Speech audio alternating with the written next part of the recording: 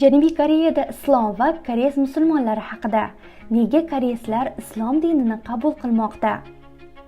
Janubiy Koreya aholisini ko'pchiligi xristian diniga e'tiqod qiladi. Biroq so'nggi yillarda mamlakatda islom dinini qabul qilayotgan koreyslar safi kengayib bormoqda. Turli manbalarda yozilishicha, ayni paytda Koreyada taxminan 150-200 ming musulmon istiqomat qiladi. Ularning aksariyat qismini esa Indoneziya, Pokiston, Bangladesh, Turkiya, O'zbekiston va boshqa musulmon davlatlardan kelgan xorijliklar tashkil etadi. Mahalliy koreys musulmonlar soni esa taxminan 35 ming-45 ming atrofida deb yuritiladi. Koreyada islom dinining rivoji haqida.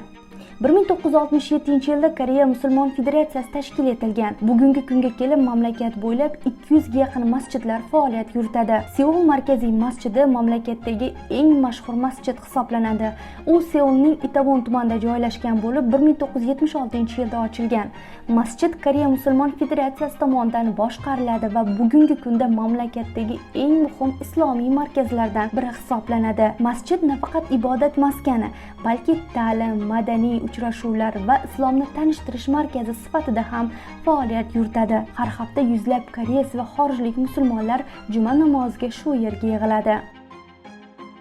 Koreyslar nega islomni qabul qilmoqda? O'tkazilgan tadqiqotlarda, qolaversa, musulmon bo'lgan koreyslarning intervyularida buning bir nechta sabablari qayd etilgan. Birinchidan, islom aqidasining sodda va tushunarli ekanligi. Ko'plab koreyslar Allohning yagonaligi haqidagi ta'limotni mantiqan yaqin deb bilishlarini aytadi. Ikkinchidan, musulmonlar orasidagi birodarlik va jamoaviy muhit ularda kuchli ta'sirot qoldiradi. Ayniqsa xorijda o'qigan va ishlagan koreyslar musulmon jamiyatidagi o'zaro yordam va samimiyatni alohida e'tirof etadi. Uchinchidan, yaqin sharq mamlakatlari bilan iqtisodiy va madaniy aloqalarning kengayishi ham islomga qiziqishni oshirmoqda. Arab tilini o'rganish, musulmon davlatlarida ishlash yoki sayohat qilish orqali ko'plab koreyslar islom dini bilan yaqindan tanishmoqda.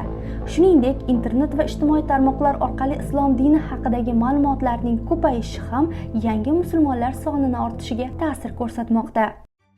Mashhur koreys musulmonlari haqida. Bismillahirrahmanirrahim. Abdurahmon Lee Joo-hwa.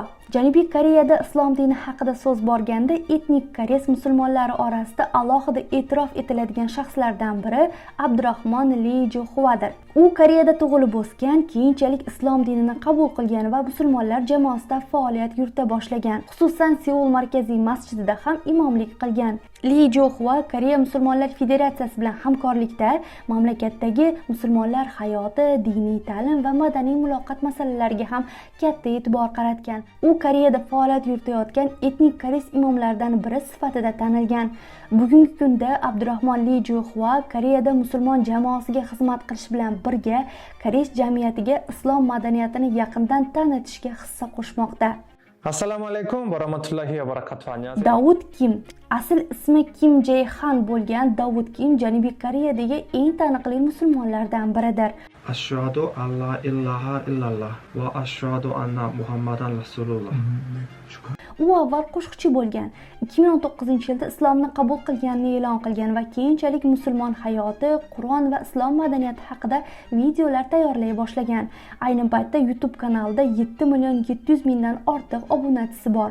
Uning videolari orqali millionlab insonlar Koreyadagi musulmonlar hayoti bilan yaqindan tanishmoqda. Assalamu alaikum Bohemian family. Now I'm in Churs Bazaar in Tashkent. Mino Al-Bahimi. Mino Al-Bahimi Janubiy Koreyada tug'ilgan bloger, sayohatchi va oshpaz bo'lib, Bahamian Kitchen YouTube kanali orqali mashhur bo'lgan. U dastlab Marokashga arab musiqasi va madaniyatini o'rganish maqsadida borgan. Biroq aynan shu safar davomida islom bilan yaqindan tanishib, keyinchalik musulmon bo'lishga qaror qilgan. Bismillah.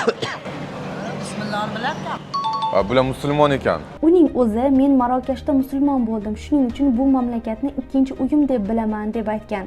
Bugungi kunda Mino rafiqasi Amina bilan Marokashda istiqomat qiladi. U o'zining Bahamian Kitchen kanali orqali musulmon hayoti, halol taomlar, Ramazon an'analari va turli mamlakatlar madaniyatlari haqida videolar tayyorlaydi. Bismillah. Bismillah davardilar. Bu koreys musulmanin. Ayni paytda uni 1.910.000 obunachisi bor.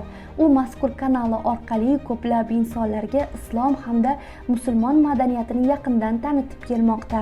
Shuningdek, Mino islomni qabul qilgandan so'ng onasi ham musulmon bo'lganini e'lon qilgan va bu voqea uning tomoshabinlari orasida katta qiziqish uyg'otgan. Bugungi kunda Janubiy Koreyada musulmonlar soni asta-sekin ortib borayotgani sababli halol oziq-ovqat mahsulotlari va halol ovqatlanish maskanlari ham ko'paymoqda. Bu esa musulmonlar uchun qulay muhit shakllanib borayotganidan dalolat beradi. Kelgusi ko'rsatuvimizda Janubiy Koreyadagi halol oziq-ovqatlarni qayerdan topish mumkinligi, halol restoranlar, kafelar va musulmonlar uchun foydali manzillar haqida so'z yuritamiz. Bizni kuzatishda davom eting.